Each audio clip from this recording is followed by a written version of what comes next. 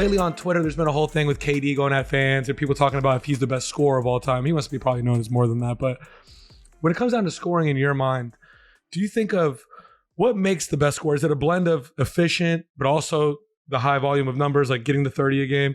Is it being able to make game winners and scoring when the game's on the line? Like, what to you makes KD one of the best, if not the best scorers?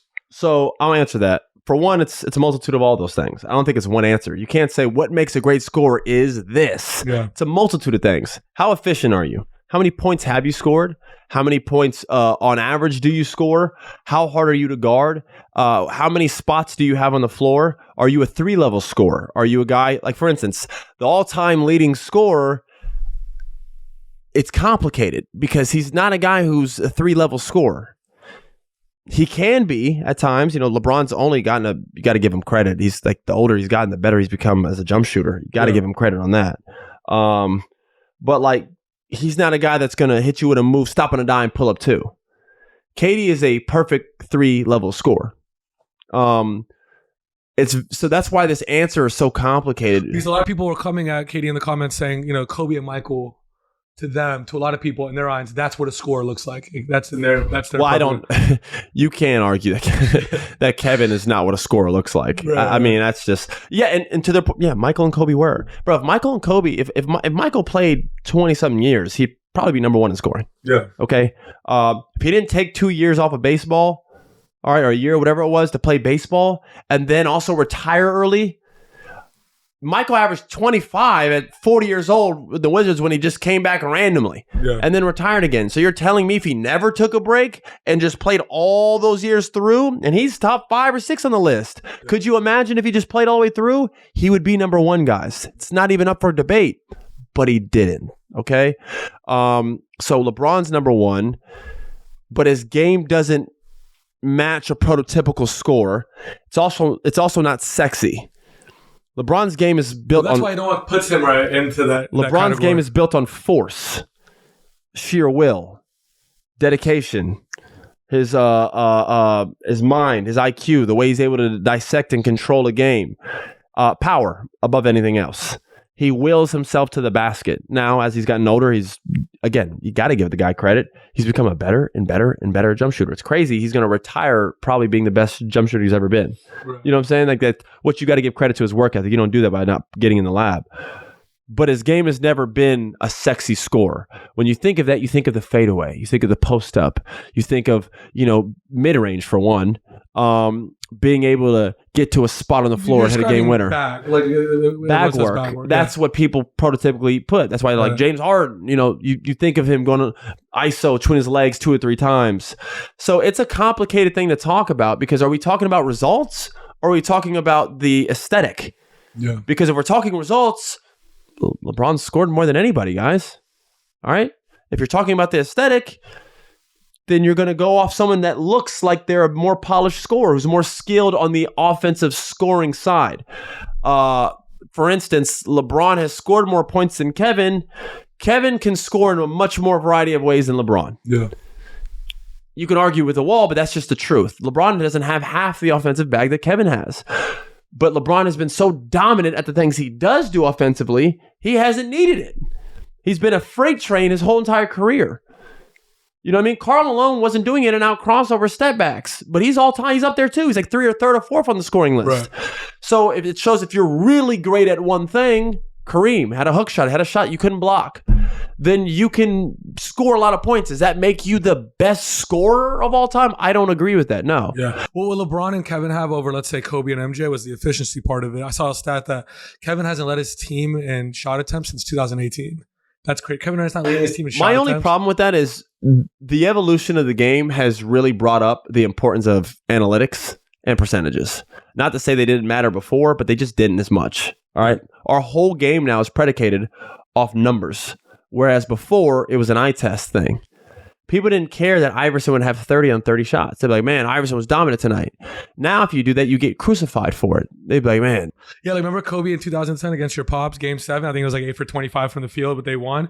Obviously, they won, so they overshot everything, but you didn't hear a lot of criticism and blame, like he got carried to a title, like if that was today. No, you didn't. Yeah. And that's where, I do think social media, the coverage of the game, the heighten of analytics, all these different things have forced players to play and be more efficient. I do believe we always use evolution against the past players and never for them. We always use evolution for the new guys and just don't take into account that these other guys never had it. Right.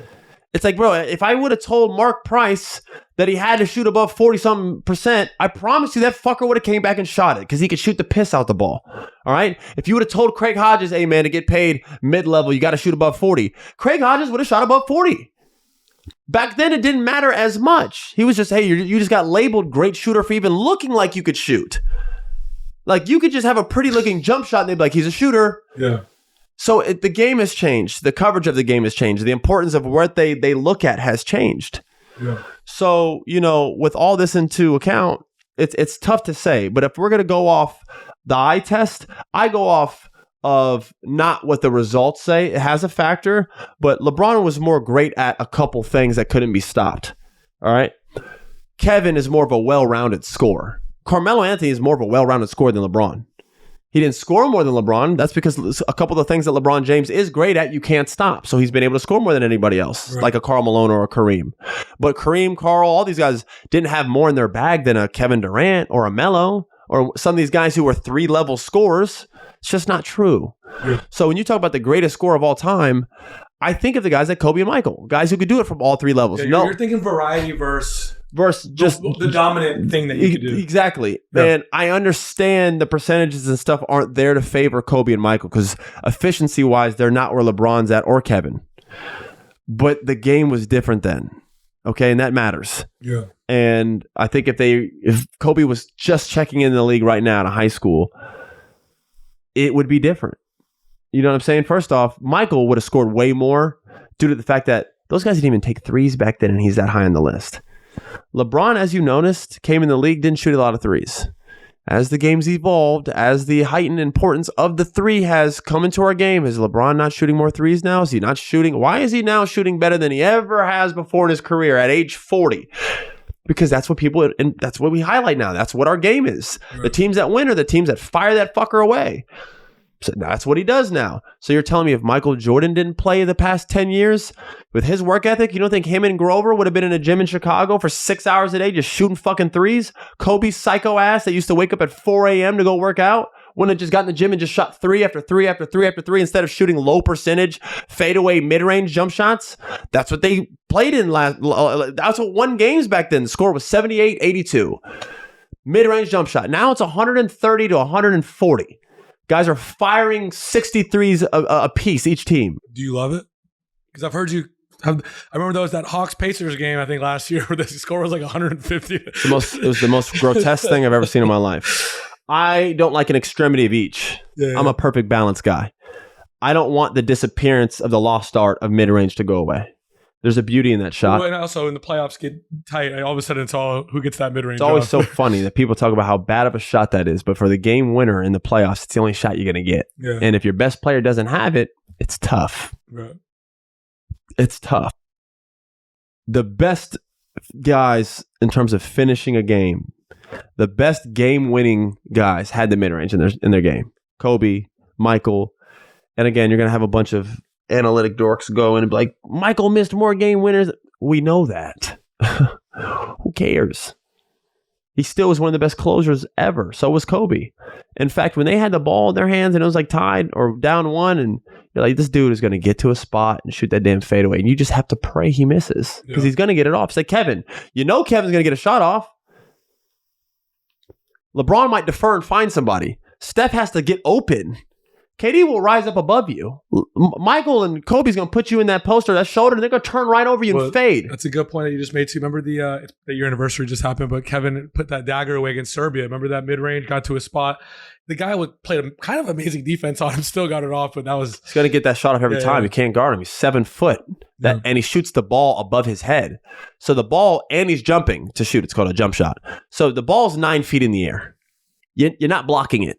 So you can't slide your feet and then jump up 9 feet in the air and block a shot.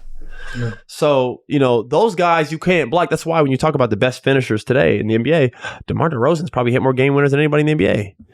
He's a mid-range jump shot. That's all he's got. He's what Joe Johnson was, 15 Joe years Johnson. 10 years ago. He's going to get to a spot. He's going to rise up. He's going to hit it. Those shots matter. Everyone talks about how bad the mid-range jump shot is, and then the playoffs come and the score's whatever with 10 seconds left, and suddenly you're hoping this guy has a mid-range in his game. It's so weird. So, I don't know. I would say Kevin, Melo, James Harden, Well, so in the Kobe, Michael, Iverson, those are the best scores I've ever seen.